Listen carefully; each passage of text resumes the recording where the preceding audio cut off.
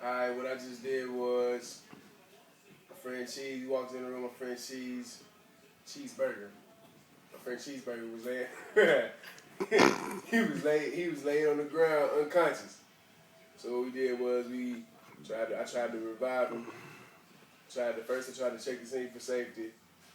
Then I told my friend Mark to go call 911 and come back. Then I made sure I tilted his head so he could open his passageway. Then I gave him I looked, listened, and felt for 10 seconds.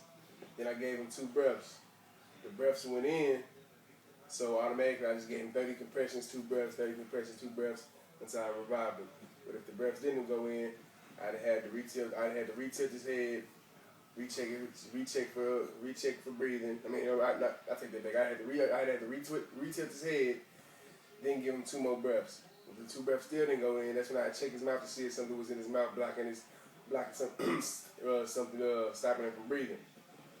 Then I would give him, after I took that out, I'd give him 2 breaths, 30 compressions, 2 breaths, 30 compressions, like that. If I was dealing with an infant, what I would have done was I basically came in the room, done the same thing, checked the scene for safety, told somebody to call 911. Then with the baby, I'd have tilted his head back, make sure, you know what I'm saying, his passageway is open. I gave him 2 breaths with the baby. You got to make sure you get the 2 breaths over the nose and the mouth.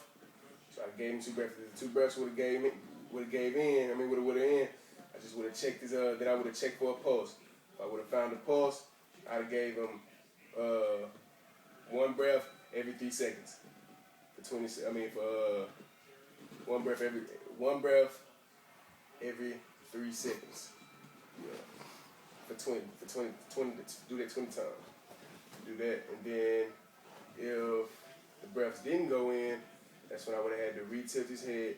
Oh, and on the baby, you usually check for the pulse right here, pulse, or in a child you can check behind the neck.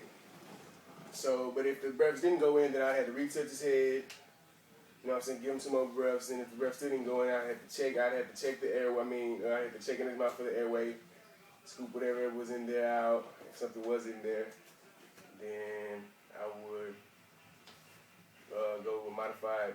give him the modified CPR, which is 2 breaths every 30. 2 breaths, 30 compressions. 2 breaths, 30 compressions.